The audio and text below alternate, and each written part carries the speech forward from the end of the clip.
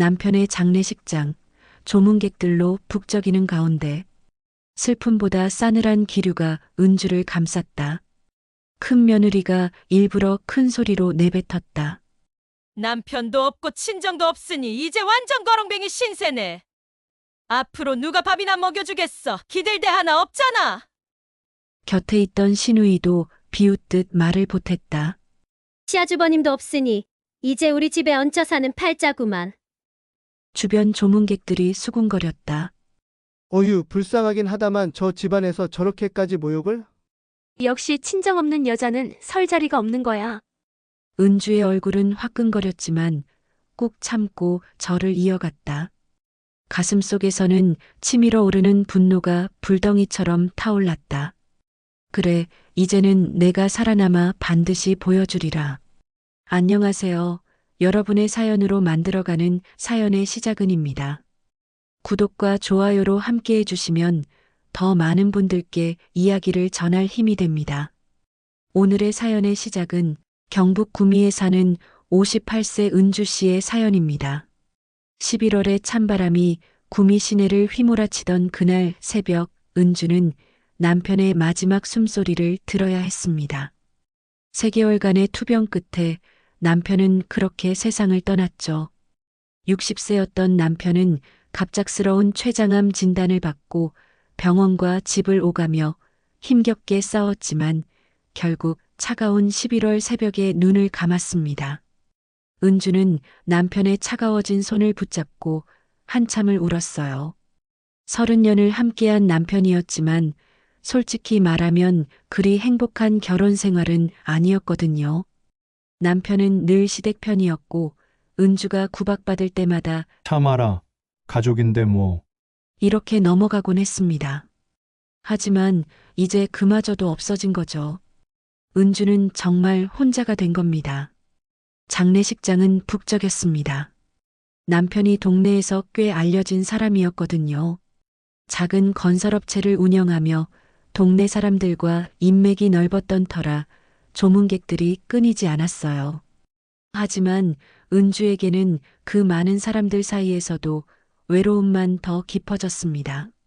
상주 자리에 서 있는데도 마치 투명 인간이 된 것 같았어요. 아이고, 은주 씨 정말 고생 많으셨어요. 동네 아주머니들이 와서 위로의 말을 건넸지만 그 시선 속에는 동정보다는 호기심이 더 많아 보였습니다. 이제 홀로 어떻게 살아갈까 하는 그런 시선 말이에요. 그런데 진짜 문제는 따로 있었습니다. 바로 큰 며느리였어요. 남편의 형수인 그 여자는 평소에도 은주를 못 살게 굴었는데 이날은 정도가 심했습니다.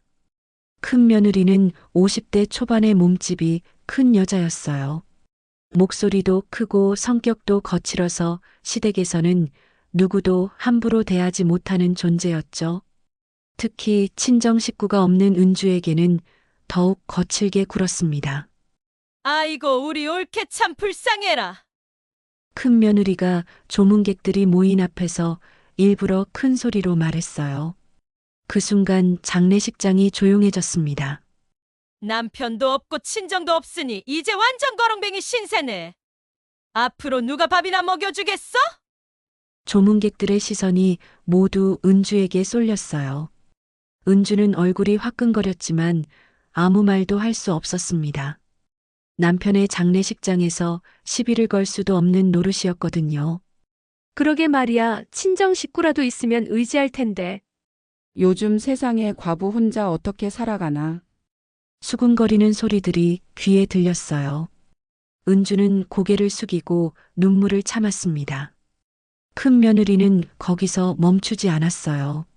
우리 올케가 워낙 착하긴 한데 세상 물정을 너무 몰라. 앞으로 어쩔 건지 정말 걱정이네. 겉으로는 걱정하는 척했지만 그 말투에는 조롱이 가득했습니다. 마치 은주를 동네 방네 사람들 앞에서 바보 취급하는 것 같았어요. 시누이도 한몫했습니다. 50대 중반의 시누이는 큰 며느리보다는 조용했지만 은주를 보는 눈빛만은 마찬가지로 차가웠어요. 에이, 언니. 그래도 우리가 있잖아요. 형님 혼자 두지 않겠어요. 말은 그렇게 했지만 눈빛은 차가웠어요. 은주도 바보가 아니었습니다. 저들이 무슨 생각인지 뻔히 보였거든요. 남편이 남긴 재산을 노리고 있는 거였죠. 은주의 친정은 정말 아무도 없었어요. 부모님은 은주가 20살 때 교통사고로 돌아가셨고 형제자매도 없었습니다. 그래서 결혼할 때부터 시댁에서는 은주를 의지할 곳 없는 여자라고 취급했어요. 특히 큰 며느리는 친정 없는 여자가 어디서 목에 힘을 주냐는 말을 입에 달고 살았습니다. 은주가 조금이라도 자기 의견을 말하면 친정 없는 주제라는 말부터 나왔어요. 그날 밤 은주는 혼자 집에 돌아와 남편의 빈자리를 바라보며 처음으로 자신의 처지를 깨달았습니다. 정말 아무것도 없었어요. 친정은 일찍 돌아가신 부모님 때문에 연락할 사람이 없었고 남편이 남긴 재산이라고 해봐야 작은 집 한 채와 적금 몇 천만 원이 전부였어요. 무엇보다 은주 자신도 그동안 집안일만 하며 살아와서 사회 경험이 전무했습니다. 이제 58세라는 나이에 홀로 서야 한다니 막막하기만 했어요. 하지만 그때 은주의 마음속 깊은 곳에서 뭔가 꿈틀거렸습니다. 분노였어요. 평생 참고 살아온 모든 굴욕과 서러움이 한꺼번에 올라왔습니다.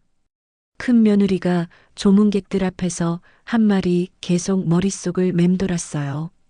거렁뱅이 신세, 누가 밥이나 먹여주겠어라는 말들이요. 은주는 거울 앞에 서서 자신의 얼굴을 바라봤습니다. 58세의 나이에도 불구하고 아직 정정한 몸이었어요. 그동안 남편과 시댁을 위해 모든 것을 바쳤지만 이제는 자신을 위해 살아야 할 때가 온 것 같았습니다. 속으로만 다짐했습니다. 이제 내가 살아남아 반드시 보여주리라. 저 사람들이 나를 거렁뱅이라고? 친정 없는 과부라고 무시해. 두고 보자. 내가 어떤 사람인지 보여주겠어. 은주는 그날 밤 처음으로 자신만의 계획을 세우기 시작했습니다. 아직 구체적이지는 않았지만 분명한 것은 더 이상 시댁의 눈치를 보며 살지 않겠다는 결심이었어요. 남편의 49제도 채 지나지 않았는데 시댁 식구들의 본색이 드러나기 시작했습니다. 어느 날 오후 은주가 혼자 집에서 남편의 유품을 정리하고 있는데 큰 며느리와 시누이가 불쑥 찾아왔어요. 그런데 이상했습니다. 평소라면 옳게 안녕하며 인사부터 했을 텐데 이날은 그냥 신발도 제대로 벗지 않고 들어왔거든요. 옳게 우리가 할 얘기가 있어서 왔어. 큰 며느리의 목소리에는 평소와 다른 차갑고 단호한 기운이 느껴졌습니다. 은주는 뭔가 불길한 예감이 들었어요. 앉으세요. 차라도 한 잔. 아니야, 그럴 필요 없어. 우리 서서 할 얘기야. 시누이가 말을 끊었어요. 두 사람의 표정이 심상치 않았습니다. 큰 며느리는 팔짱을 끼고 은주를 내려다봤고 시누이는 방안을 기웃거리며 뭔가를 살피고 있었어요. 큰 며느리가 방안을 둘러보더니 입을 열었습니다. 옳게, 솔직히 말할게. 우리 오빠가 살아계실 때부터 이 집 분위기가 영 안 좋았어. 내가 들어오고 나서부터 우리 집안에 우환이 끊이지 않았다고. 은주는 어이가 없었습니다. 무슨 말인지 이해할 수 없었어요. 형님, 그게 무슨... 아직 말 안 끝났어. 큰 며느리가 소리를 질렀습니다. 그 소리에 은주는 깜짝 놀라 뒤로 물러섰어요. 내가 시집 온 지 얼마나 됐어? 30년이지? 그 30년 동안 우리 집안에 좋은 일이 뭐가 있었나? 사업은 자꾸 망하고 애들은 아프고 이번에는 우리 오빠까지. 은주의 가슴이 철렁 내려앉았어요. 설마 남편의 죽음까지 자신 탓이라고 하는 건 아니겠죠? 시누이가 거들었습니다. 언니 말이 맞아. 사주팔자를 봐도 내 궁합이 우리 집안과 안 맞다고 했잖아. 그때 결혼 반대했던 게 맞았어. 은주는 온몸이 떨렸습니다. 30년 전 결혼할 때 시댁에서 사주를 보러 다녔던 일이 생각났어요. 그때도 궁합이 좀 안 좋다는 말이 나왔지만 남편이 사랑하면 되는 거 아니냐며 밀어붙였었거든요. 그러니까 이제 내 동생도 없는데 그냥 조용히 나가면 안 될까? 큰 며느리의 말에 은주는 귀를 의심했어요. 나가라고요. 제가 왜 나가야 해요? 여기가 제 집인데. 내 집? 신우이가 비웃었습니다. 내가 번 돈으로 산 집이야? 우리 오빠 돈으로 산 집이지. 오빠가 죽었으니까 이제 우리 몫이야. 법적으로는 올케가 상속받겠지만 큰 며느리가 말을 이었어요. 그래도 양심이 있다면 우리한테 양보해야 하는 거 아냐? 어차피 친정도 없는 내가 혼자서 이 큰 집에 뭐하러 살아? 은주는 온몸이 떨렸습니다. 분노보다는 충격이 더 컸어요. 남편이 죽은 지 한 달도 안 됐는데 이런 소리를 듣게 될 줄이야. 제가 뭘 잘못했다고 이러세요? 저도 30년간 이 집을 지켰는데. 지켰다고? 큰 며느리가 코웃음 쳤어요. 뭘 지켰어? 밥이나 해주고 빨래나 해준 게 지킨 거야? 그런 건 시집온 여자라면 당연히 해야 할 일이지. 게다가 자식도 못 낳고. 신우이가 추임새를 넣었어요. 은주의 가슴에 비수가 꽂히는 것 같았습니다. 아이를 갖지 못한 것은 은주에게도 평생의 아픔이었거든요. 그러니까 이제 그만 정리하고 나가. 우리가 못되게 구는 것도 아니고 적당한 돈은 줄 테니까. 큰 며느리가 가방에서 봉투 하나를 꺼냈어요. 여기 1,000만 원 있어. 이 정도면 전세방 하나 구해서 몇 년은 살 수 있을 거야. 은주는 그 봉투를 보며 온몸이 부들부들 떨렸습니다. 1,000만 원이라니. 30년을 이 집에서 살며 헌신한 대가가 고작 1,000만 원이라는 거였어요. 내가 들어와서 우리 집 기운이 다 망가졌어. 신우이가 독한 말을 내뱉었습니다. 이제 우리 오빠도 없는데 그냥 재산 분할 받지 말고 조용히 꺼져. 그게 언니를 위해서도 좋을 거야. 은주는 아무 대답도 못한 채 방 한쪽 구석으로 물러섰어요. 눈물이 핑 돌았지만 절대 보여주고 싶지 않았습니다. 생각해봐. 친정도 없고 남편도 없고 자식도 없는 내가 여기서 뭘 할 수 있겠어? 그냥 조용히 살다가 늙어 죽는 게 최선이야. 큰 며느리의 말은 계속 이어졌어요. 우리도 내가 불쌍해서 이런 제안을 하는 거야. 진짜 법정까지 가면 너한테 남는 게 뭐가 있겠어? 변호사 비용만 해도 얼마나 나올지 몰라. 신우이도 거들었습니다. 그러게. 우리 네가 이렇게 해주는 거야. 다른 집안 같으면 벌써 쫓아냈을 거야. 두 사람은 마치 은주에게 자비를 베푸는 것처럼 말했지만 은주에게는 모든 것이 굴욕으로 느껴졌어요. 답정했으면 빨리 말해. 우리도 바빠. 큰 며느리가 재촉했습니다. 은주는 고개를 들어 두 사람을 바라봤어요. 30년간 가족이라고 생각했던 사람들이었는데 이제는 완전히 남남보다 못한 사이가 된 것 같았습니다. 아니에요. 은주가 작은 목소리로 말했어요. 뭐라고? 나가지 않겠다고 했어요. 여기는 제 집이에요. 큰 며느리의 얼굴이 일그러졌습니다. 야, 이 여자가 지금 뭐라고 하는 거야? 정말 끝까지 배짱 부릴 거야? 친정 없는 과부 주제에? 신우이도 목소리를 높였어요. 하지만 은주는 더 이상 물러서지 않았습니다. 법적으로 이 집은 제 것이에요. 나가라면 법원 판결을 가져오세요. 그 순간 큰 며느리가 은주에게 다가왔어요. 인연이 정말? 좋아, 그럼 정말 법정에서 보자. 근데 그때까지 여기서 편히 살 수 있을 거라고 생각하지 마. 두 사람은 그렇게 말하고 나갔습니다. 은주는 혼자 남겨진 방에서 주저앉아 눈물을 삼켰어요. 하지만 마음 한켠에는 불타는 분노가 일어났습니다. 나를 이렇게까지 짓밟아? 두고 보자. 반드시 후회하게 만들어주겠어. 그날 밤 은주는 남편의 서재에서 법률 서적들을 뒤적이기 시작했습니다. 이제 진짜 싸움이 시작된 거였어요. 시댁과의 대립이 본격화되면서 은주의 홀로서기가 시작됐습니다. 법정 다툼은 생각보다 오래 걸렸어요.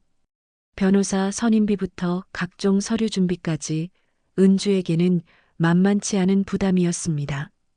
하지만 더 큰 문제는 당장의 생계였어요. 남편이 남긴 적금으로는 변호사비와 생활비를 감당하기 어려웠거든요. 은주는 결심했습니다. 반찬 가게를 열기로 한 거죠. 과부가 장사라도 하려나 보네. 동네 아주머니들의 수군거림이 들렸지만 은주는 신경 쓰지 않았어요. 집 앞 작은 상가를 임대해서 은준의 반찬 가게라는 간판을 달았습니다. 처음에는 정말 힘들었어요. 새벽 4시에 일어나 장을 보고 하루 종일 반찬을 만들어도 손님은 몇 명 안 왔거든요. 게다가 시댁에서 동네에 나쁜 소문을 퍼뜨리고 다녔어요. 저 여자 돈에 환장해서 남편 장례비도 아끼려고 했다더라? 친정도 없는 게 어디서 장사를 배웠겠어. 음식도 맛없을 거야.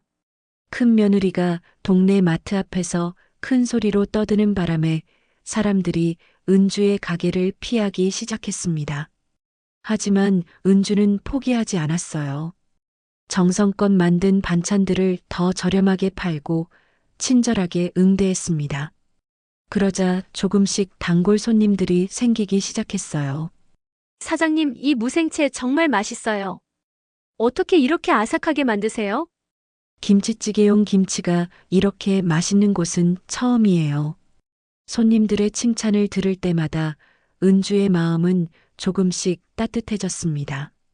30년간 가족만을 위해 요리했는데 처음으로 낯선 사람들이 자신의 음식을 인정해주는 거였어요. 그러던 어느 날 오후 은주는 가게 앞에서 울고 있는 아이를 발견했습니다. 10살 정도 되어 보이는 남자아이였는데 옷이 너무 허름했어요. 왜 울고 있니? 은주가 다가가서 물었어요. 아줌마, 배고파요. 아이의 대답에 은주의 가슴이 뭉클해졌습니다. 엄마, 아빠는? 엄마는 일하러 가셨고, 아빠는 없어요. 아이의 눈에서 눈물이 또르르 떨어졌어요. 은주는 아이를 가게 안으로 데려가 따뜻한 밥과 반찬을 차려줬습니다. 천천히 먹어. 아이는 정말 배고팠던지 허겁지겁 밥을 먹었어요. 그 모습을 보니 은주 자신의 어릴 적이 생각났습니다. 부모님이 돌아가신 후 혼자 살며 끼니를 거르던 때 말이에요. 아줌마, 반찬 조금만 나눠주실 수 있어요? 엄마한테 가져다 드릴게요. 아이의 말에 은주의 가슴이 쳤습니다. 어린 나이에 엄마를 생각하는 마음이 기특했어요. 그럼 많이 가져가거라. 은주는 김치와 멸치볶음, 계란말이를 포장해서 아이에게 줬습니다. 아이는 고맙다며 깊게 인사하고 갔어요. 그날 이후로 비슷한 일이 자주 생겼습니다. 혼자 사는 할머니, 아픈 가족을 돌보느라 끼니를 못 챙기는 아주머니, 생활이 어려운 가정의 아이들. 은주는 그런 사람들을 보면 그냥 지나칠 수 없었어요. 그래, 내가 붙잡을 건 저 사람들이구나. 은주는 남몰래 무료 반찬을 돌리며 봉사를 시작했습니다. 가게 수익이 많지 않았지만 조금씩 나눠주다 보니 마음이 한결 편해졌어요. 하지만 시댁에서는 이런 은주의 모습을 곱게 보지 않았습니다. 저 여자 돈 없다면서 왜 저래? 혹시 다른 데서 돈 받아 먹는 거 아니야? 큰 며느리가 의심의 눈초리를 보냈어요. 아니면 동정 받으려고 연극하는 거겠지. 친정 없는 과부니까 불쌍하다고 도와달라는 뜻이야. 시누이도 거들었습니다. 그러던 중 은주에게 뜻밖의 방문자가 찾아왔어요. 동네 이장님이었습니다. 은주 씨, 소문 들었어요. 어려운 집 도와주신다면서요? 아니에요. 별거 아니에요. 은주가 손사래를 쳤지만 이장님은 진지했어요. 아니에요. 요즘 같은 세상에 이런 마음 가진 사람이 얼마나 되겠어요? 우리 동네에 복이 들어온 거예요. 그런데 혼자서는 한계가 있을 텐데 뜻 있는 분들하고 함께 해보면 어떨까요? 이장님의 제안에 은주는 깜짝 놀랐어요. 저 같은 사람이 그런 걸 할 수 있을까요? 왜 못해요? 은주 씨만큼 이 일에 적합한 사람이 또 있겠어요? 직접 어려움을 겪어보신 분이잖아요. 이장님의 말에 은주는 가슴이 뛰기 시작했어요. 혹시 정말로 더 많은 사람들을 도울 수 있을까? 그 후로 이장님의 소개로 동네에 뜻 있는 사람들을 만나기 시작했습니다. 은행에서 일하는 아주머니, 병원 원장님, 작은 회사를 운영하는 사장님들. 은주 씨의 마음이 정말 고맙습니다.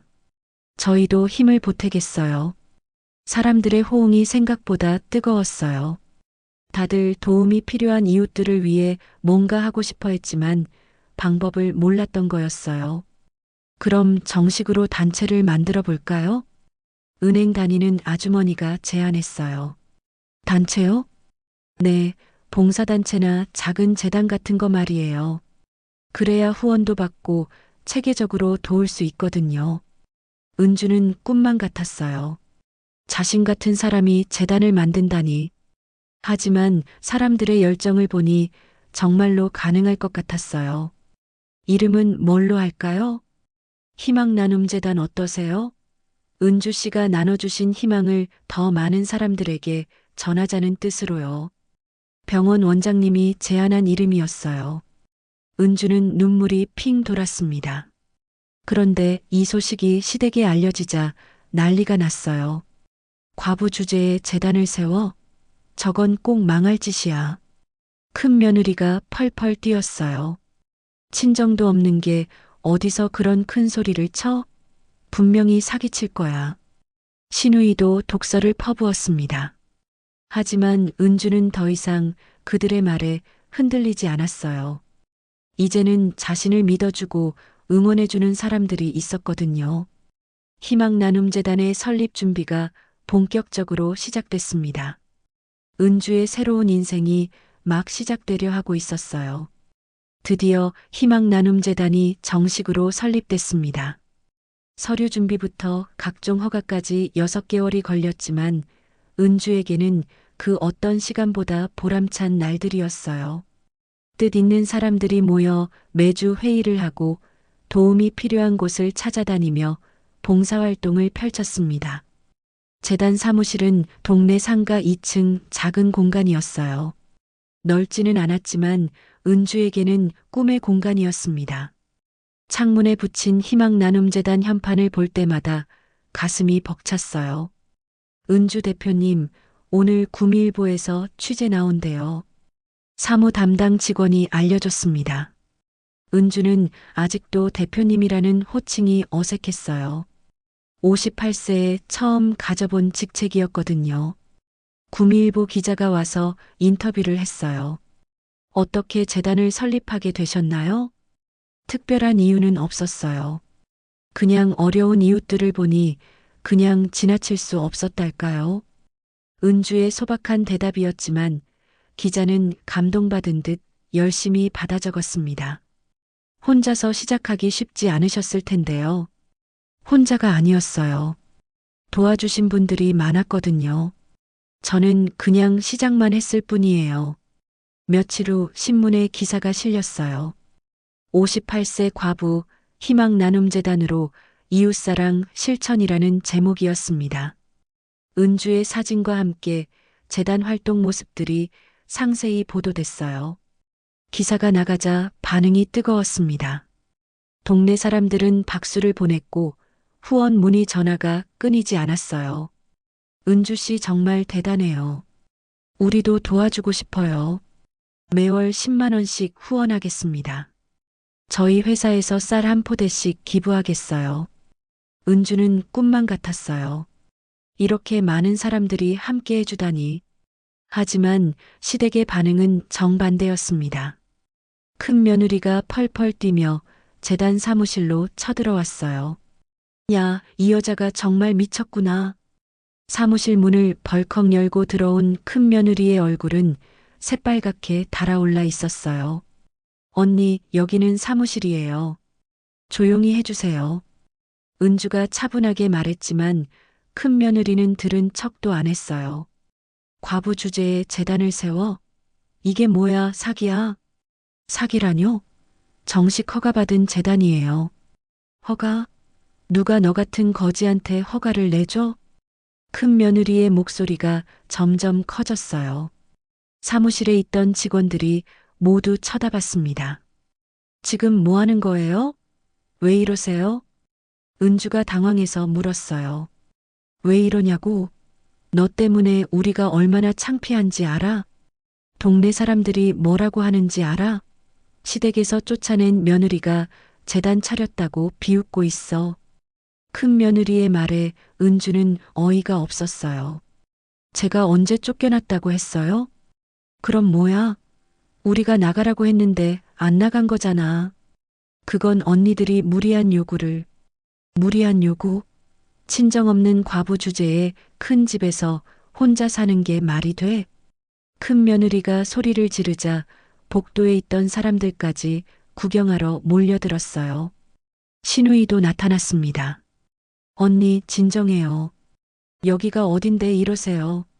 진정하라고?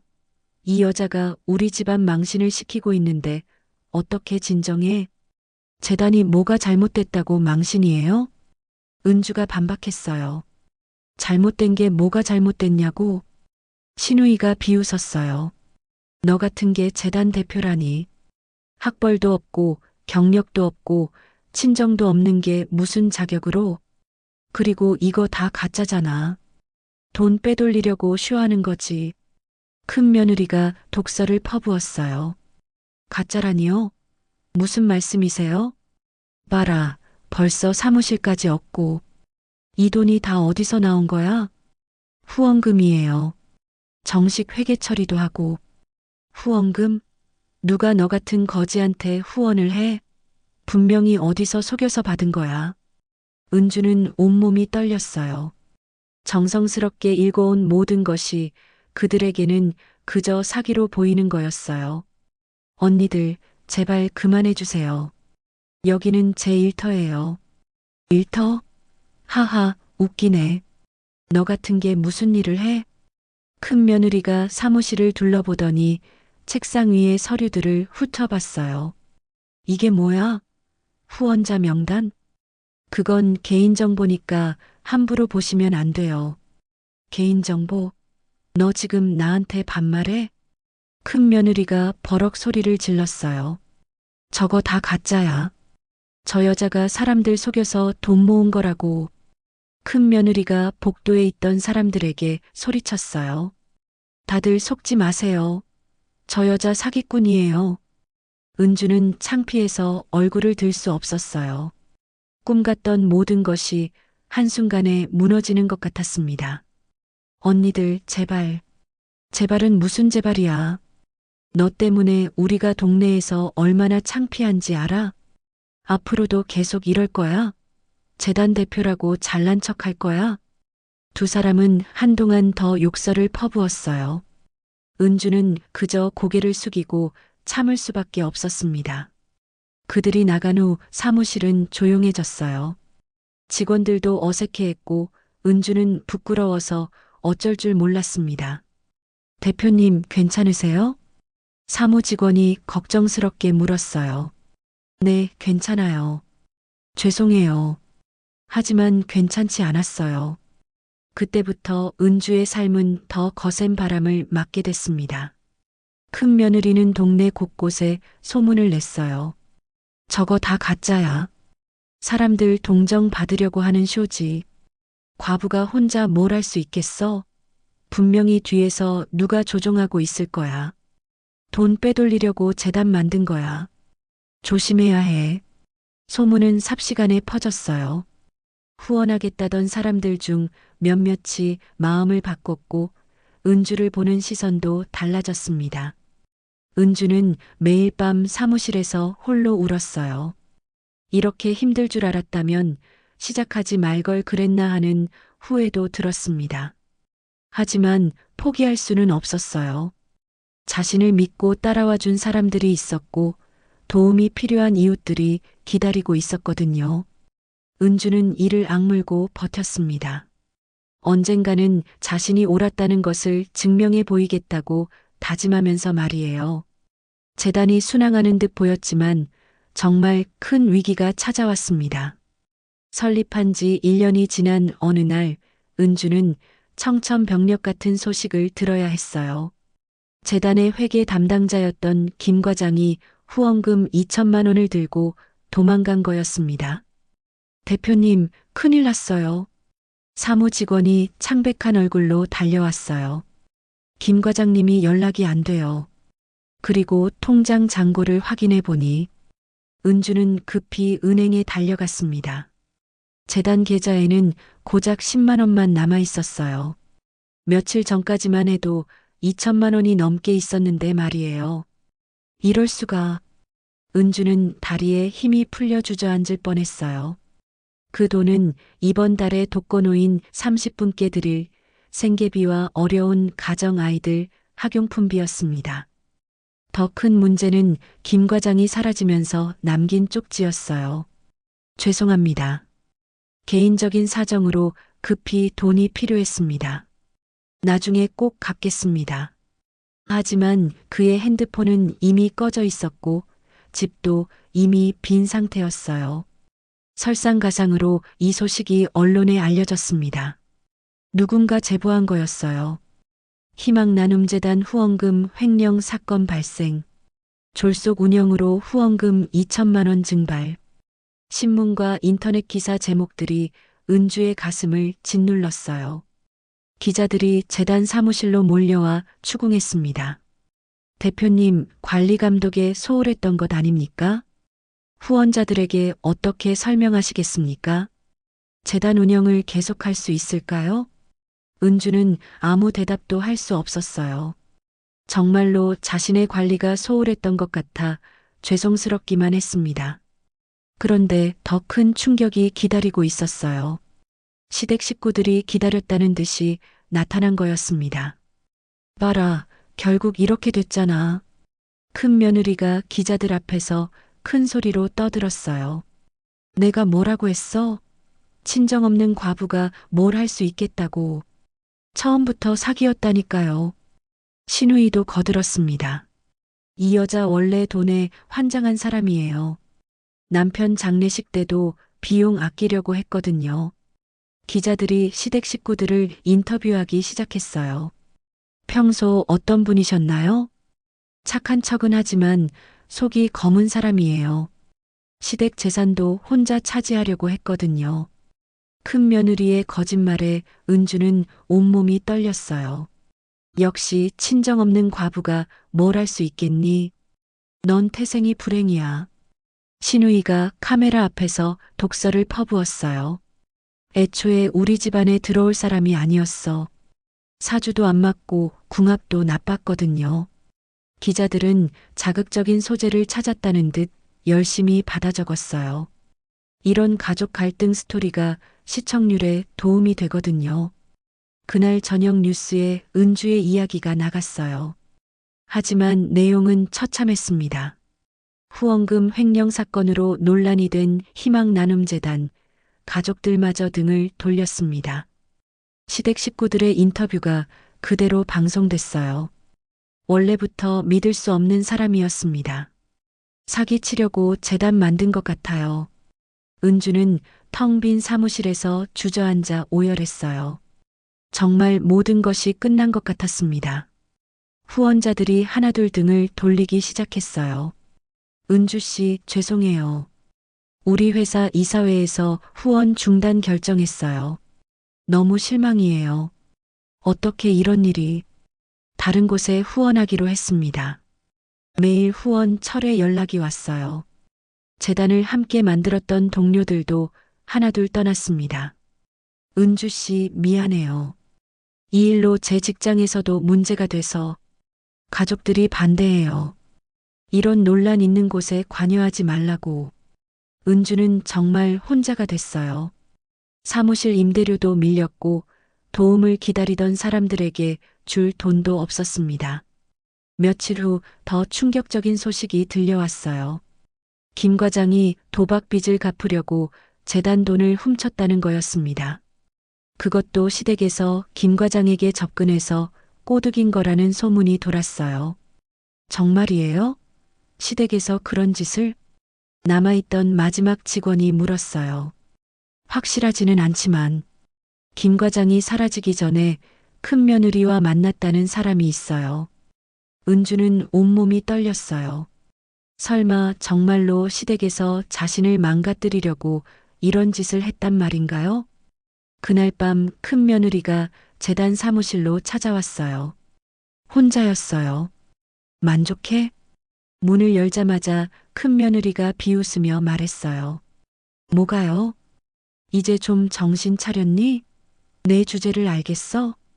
큰 며느리의 얼굴에는 승리자의 미소가 떠 있었어요. 혹시 언니가 김 과장을 증거가 있어? 없으면 함부로 말하지 마. 큰 며느리가 찬물을 끼얹듯 말했어요. 하지만 이제 알겠지? 친정 없는 과부가 뭘 할 수 있는지 말이야. 왜 이렇게까지 하세요? 저한테 무슨 죄가 있다고. 죄? 내가 우리 집안에 들어온 게 죄야. 30년간 우리한테 얹혀 살면서 이제 와서 잘난 척하는 게 죄야. 큰 며느리의 말은 계속 이어졌어요. 재단 대표? 웃기지 마. 너 같은 게 대표라니. 이제 현실을 받아들여. 조용히 살다가 늙어 죽어. 그게 내 운명이야. 큰 며느리가 나간 후 은주는 바닥에 주저앉았어요. 정말 나한테 길이 없단 말이야? 모든 희망이 꺼져가는 것 같았습니다. 58세의 나이에 다시 시작할 힘도 남아있지 않았어요. 재단은 사실상 문을 닫아야 하는 상황이었고 은주를 믿고 따라왔던 사람들도 모두 떠났습니다. 은주는 그날 밤 처음으로 모든 것을 포기하고 싶다는 생각을 했어요. 정말로 큰 며느리 말이 맞는 건 아닐까? 자신 같은 사람이 뭘 할 수 있겠어? 하지만 그때 책상 서랍에서 낡은 사진 한 장을 발견했어요. 처음 반찬을 나눠줬던 그 아이가 고맙다며 그려준 그림이었습니다. 아줌마는 천사예요라고 삐뚤빼뚤 써져 있었어요. 은주의 눈에서 눈물이 떨어졌습니다. 아직 끝이 아니었어요. 분명히 방법이 있을 거였습니다. 절망의 나락에 떨어진 은주에게 기적 같은 일이 일어났습니다. 재단 문을 닫아야 하나 고민하던 그 순간 사무실 문이 열리며 한 청년이 들어왔어요. 30대 초반으로 보이는 정장 차림의 남자였는데 은주는 어디서 본 듯한 얼굴이었습니다. 혹시 은주 아줌마 맞으세요? 청년의 목소리에 은주는 깜짝 놀랐어요. 그 말투, 그 눈빛이 너무나 익숙했거든요. 죄송한데 누구시죠? 아줌마, 저 기억 안 나세요? 민준이에요. 10년 전에 아줌마 반찬 얻어먹던 그 순간 은주의 기억이 되살아났어요. 배고프다며 가게 앞에서 울던 그 꼬마 아이. 지금은 의젓한 어른이 되어 있었습니다. 민준이. 정말 민준이야? 어떻게 이렇게 훌쩍 커서. 은주의 눈에 눈물이 고였어요. 아줌마 덕분에 변호사가 됐어요. 서울대 법대 나와서 지금은 대형 로펌에 다녀요. 민준의 말에 은주는 가슴이 벅찼어요. 그 어린아이가 변호사라니. 아줌마가 저희 어머니랑 저한테 해주신 도움 평생 잊지 못해요. 그때 만약 아줌마가 안 도와주셨다면. 민준의 목소리가 떨렸어요. 그런데 뉴스에서 아줌마 이야기를 봤어요.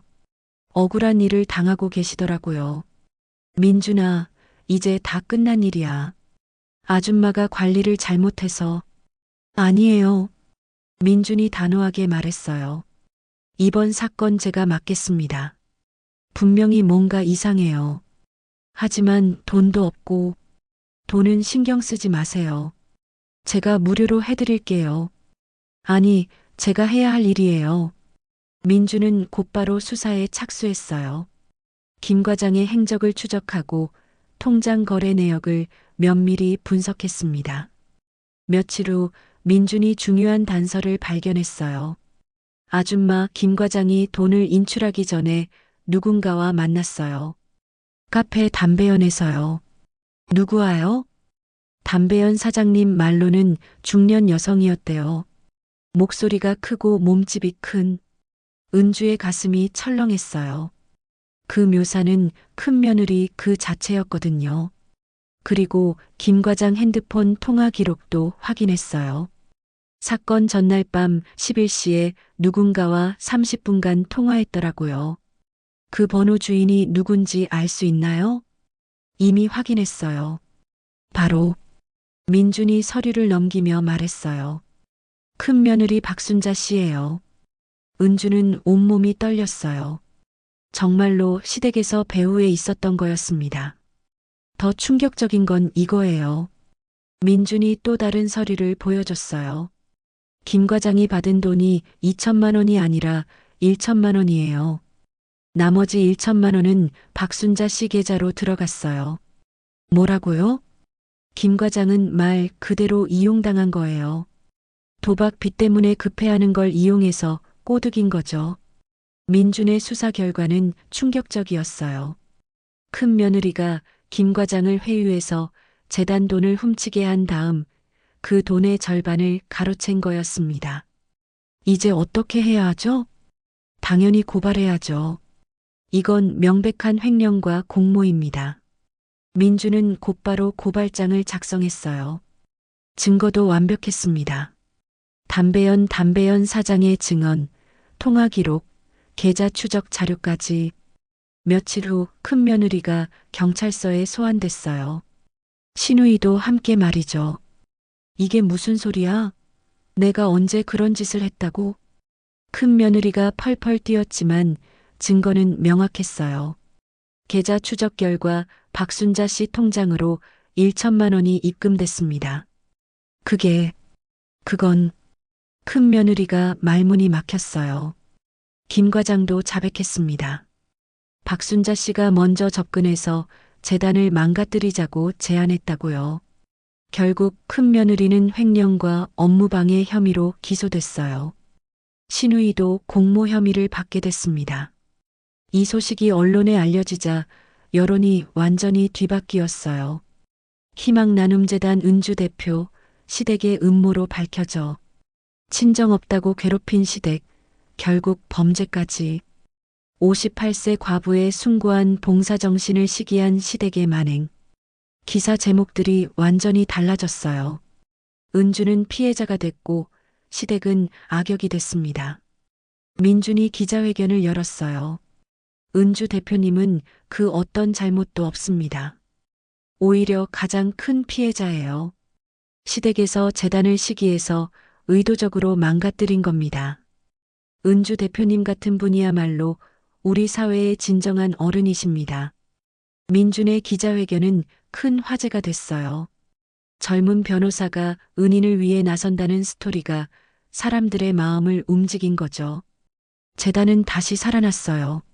후원 취소했던 사람들이 하나둘 돌아왔고 새로운 후원자들도 늘어났습니다. 은주 대표님, 정말 죄송했어요. 우리가 너무 성급하게 판단했네요. 이런 훌륭한 분을 의심했다니 부끄럽습니다. 앞으로 더 많이 후원하겠습니다. 은주는 꿈만 같았어요. 모든 것이 끝났다고 생각했는데 이렇게 다시 일어설 수 있다니. 무엇보다 민준 같은 청년이 자신을 지켜준다는 게 고마웠어요. 혈연은 아니지만 진짜 가족보다 더 든든한 존재였습니다. 민준아, 정말 고마워. 너 아니었으면 아줌마는. 아줌마, 제가 더 고마워요. 아줌마 덕분에 지금의 제가 있는 거예요. 민준의 말에 은주는 눈물이 났어요. 그리고 이제는 아무도 아줌마를 무시하지 못할 거예요. 저는 물론이고 제 변호사 동료들이 아줌마를 지켜드릴 테니까요. 재단은 이전보다 더 크게 성장했어요. 사람들은 은주를 진짜 어른이라고 불렀습니다. 시련을 견뎌낸 진정한 지도자라고 말이죠. 은주는 결심했어요. 이제는 누구에게도 무시당하지 않겠다고, 자신을 믿어주는 사람들을 위해 더 열심히 살겠다고. 시댁은 완전히 몰락했어요. 큰 며느리는 재판을 받아야 했고, 시누이도 직장에서 잘렸습니다. 동네에서도 손가락질 받는 신세가 됐죠. 하지만 은주는 복수의 기쁨보다는 새로운 시작의 설렘이 더 컸어요. 이제 정말로 자신만의 인생을 살 수 있게 된 거니까요. 재단 사무실에서 민준과 마주 앉아 차를 마시며 은주는 생각했어요. 혈연이 전부가 아니구나. 진짜 가족은 따로 있는 거야. 민준 같은 청년이 있는 한 은주는 더 이상 혼자가 아니었습니다. 몇 년이 흘렀습니다. 희망나눔재단은 이제 구미에서 가장 유명한 복지단체가 됐어요. 은주는 62세가 됐지만 여전히 정정했고 재단 운영도 체계적으로 발전시켰습니다. 민준이 법률 자문을 맡아주면서 더욱 안정적으로 성장할 수 있었어요. 그런데 어느 날 뜻밖의 소식이 들려왔습니다. 대표님, 큰며느리 박순자 씨가 찾아왔다고 하는데요. 직원의 말에 은주는 깜짝 놀랐어요. 큰며느리는 3년 전 재판에서 집행유예를 받은 후 완전히 자취를 감춘 상태였거든요. 들여보내세요. 은주가 말했지만 사실 가슴이 두근거렸어요. 무슨 일로 찾아온 걸까요? 사무실 문이 열리며 큰며느리가 들어왔는데 은주는 그 모습에 충격을 받았어요. 예전에 당당하고 거칠던 모습은 온데간데 없고 완전히 다른 사람이 된 것 같았습니다. 머리는 허연백발이 됐고 옷차림도 초라했어요. 무엇보다 그 거만했던 어깨가 완전히 구부러져 있었습니다. 은주야. 큰 며느리가 작은 목소리로 말했어요. 예전 같으면 야, 이 여자야 라고 소리쳤을 텐데 말이죠. 앉으세요. 은주가 의자를 가리켰지만 큰 며느리는 선체로 고개를 숙였어요. 은주야, 나 정말 잘못했어. 그 순간 큰 며느리의 눈에서 눈물이 떨어졌어요. 평생 남 앞에서 울지 않던 사람이었는데 말이죠. 무슨 일이세요? 우리 집안이 완전히 망했어. 큰 며느리가 떨리는 목소리로 말했습니다. 남편 사업이 연달아 망하고 아들은 사기 혐의로 구속됐어. 딸도 이혼하고 아이들 데리고 친정으로 왔는데 큰 며느리의 이야기는 처참했어요. 재판 이후 모든 일이 꼬이기 시작했다는 거였습니다. 병원비도 못 낼 상황이야. 남편이 암 판정 받았는데 그제야 은주는 큰 며느리가 왜 이렇게 야윈 것인지 알 수 있었어요. 시누이도 마찬가지였습니다. 직장에서 잘린 후 다른 일자리를 구하지 못했고 남편마저 사업 실패로 빚더미에 앉았다고 했어요. 은주야, 제발 한 번만 도와달라. 큰 며느리가 무릎을 꿇었어요. 그 자존심 강한 여자가 은주 앞에서 무릎을 꿇는 거였습니다. 언니, 일어나세요. 안 일어나. 내가 도와준다고 할 때까지 안 일어나. 큰 며느리의 얼굴은 참담했어요. 평생 남을 깔보며 살던 사람이 이렇게 굴복하는 모습을 보니 은주도 마음이 복잡했습니다. 우리가 얼마나 잘못했는지 알아. 너한테 정말 못된 짓을 했어. 친정 없다고 과부라고 그렇게 괴롭혔는데. 큰 며느리는 계속 울면서 말했어요. 지금 생각해보니 내가 얼마나 훌륭한 사람인지 알겠어. 우리 같은 못된 인간들이 너를 괴롭혔구나. 그때 시누이도 나타났습니다. 역시 완전히 다른 모습이었어요. 예전의 도도함은 찾아볼 수 없었습니다. 은주야, 언니 말이 다 맞아. 우리가 정말 잘못했어. 신우이도 큰 며느리 옆에 무릎을 꿇었어요. 내가 재단 만든다고 했을 때 시기했어. 친정 없는 과부 주제에 뭘 한다고 생각했거든. 하지만 지금은 알겠어. 내가 우리보다 훨씬 훌륭한 사람이었다는 걸. 두 사람이 나란히 무릎 꿇고 있는 모습을 보니 은주는 감정이 복잡했어요. 서운함과 분노, 그리고 연민이 뒤섞였습니다. 일어나세요. 두 분 다. 은주야, 우리 정말 간절해. 남편이 수술 받으려면 5천만 원이 필요한데. 큰 며느리가 절규하듯 말했어요. 우리 아들도 변호사비가 필요하고 생활비도 없어서 다른 데는 다 문 닫았어. 너만이 우리 유일한 희망이야. 신우이도 거들었습니다. 은주는 창밖을 바라봤어요. 몇 년 전 이들이 자신에게 했던 말들이 생각났습니다. 친정 없는 과부 주제에 거렁뱅이 신세, 누가 밥이나 먹여주겠어. 그런 말들로 자신을 얼마나 상처 주었는지. 언니들, 일어나세요. 은주가 차분하게 말했어요. 친정 없는 과부라더니 이제 도움을 구하러 온 건 당신들이군요. 큰 며느리와 신우이가 깜짝 놀라 고개를 들었어요. 은주야, 그건 제가 거렁뱅이라고 하시더니 그 거렁뱅이한테 구걸하러 오셨네요. 은주의 목소리는 차가웠어요. 하지만 분노보다는 슬픔이 더 컸습니다. 그때 언니들이 저한테 한 말 기억나세요? 조용히 살다가 늙어 죽으라고 하셨죠. 은주야, 우리가 정말 잘못했어. 제발. 저를 시댁에서 쫓아내려고 김 과장까지 매수하셨죠. 그것도 기억나세요? 은주의 말에 두 사람은 고개를 들 수 없었어요. 하지만 언니들, 저는 복수하려고 여기 있는 게 아니에요. 은주가 일어나서 서류를 꺼냈어요. 여긴 개인 집이 아니라 모두를 위한 재단입니다. 그러니까 정식 절차에 따라 신청서를 작성해서 제출하세요. 다른 지원 대상자들과 똑같이 심사받으시면 됩니다. 큰 며느리와 신우이는 어리둥절했어요. 그럼 도와준다는 뜻이야? 원칙에 따라서요. 정말 어려운 상황이라면 재단에서 도울 수 있을 거예요. 은주의 말에 두 사람은 눈물을 흘렸어요. 은주야, 고마워. 정말 고마워. 언니들, 하지만 한 가지 약속해 주세요. 뭐든지 약속할게. 이제는 다른 사람을 함부로 무시하지 마세요. 친정이 없다고, 혼자라고 깔보지 마세요. 그래, 그럴게. 정말 그럴게. 두 사람이 고개를 끄덕였어요. 그리고 언니들이 도움을 받으면 나중에 다른 어려운 사람들을 도와주세요. 그게 진짜 감사를 표하는 방법이에요. 은주의 말에 큰 며느리와 신우이는 더욱 눈물을 흘렸어요. 은주야, 너 정말 훌륭한 사람이구나. 우리가 얼마나 못된 인간이었는지. 그들이 나간 후 은주는 의자에 앉아 깊은 생각에 잠겼어요. 복수할 수도 있었지만 그건 자신이 원하는 방식이 아니었습니다.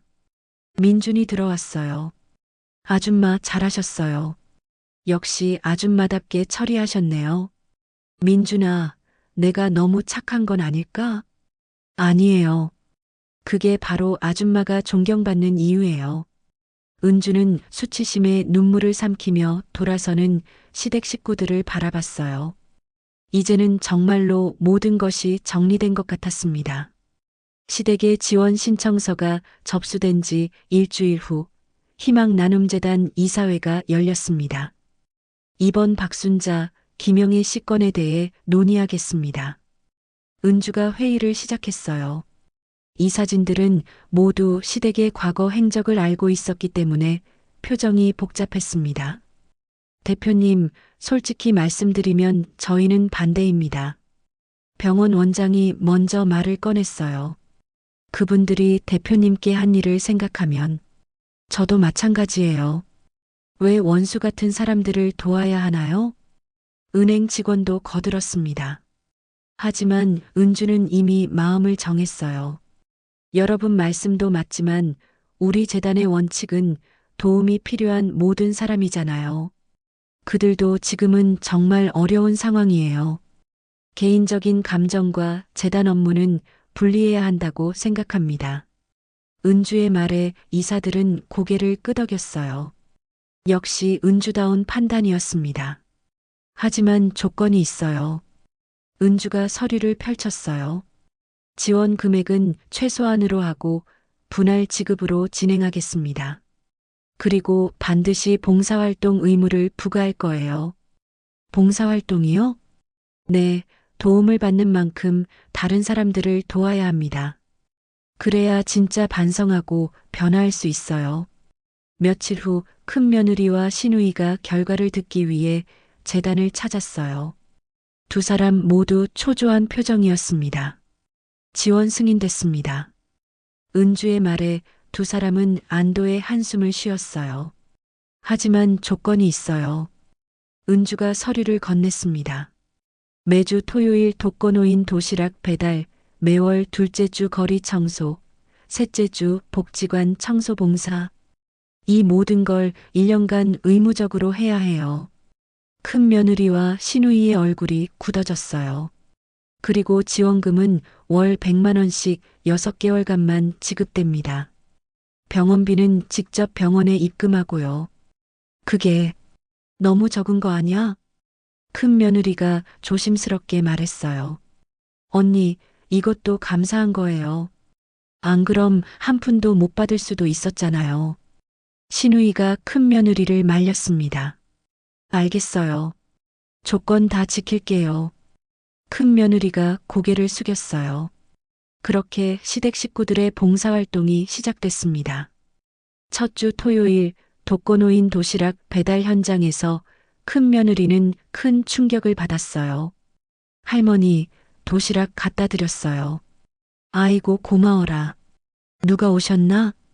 눈이 잘 안 보이는 할머니가 큰 며느리의 손을 잡았어요. 나는 박순자라고 해요. 아이고 순자씨구나. 고마워요.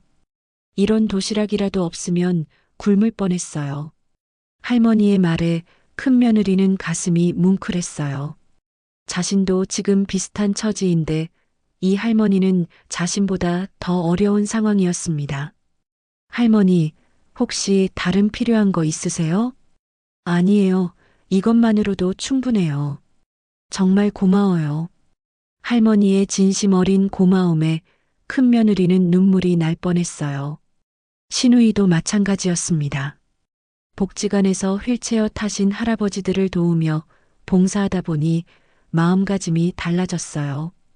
영희 씨, 고마워요. 덕분에 복지관이 깨끗해졌네요. 아니에요. 제가 더 고마워요. 이런 기회를 주셔서. 시누이는 진심으로 말했어요. 몇 달이 지나자 변화가 눈에 띄게 나타났습니다. 큰 며느리는 이제 봉사활동이 의무가 아니라 기쁨이 됐어요.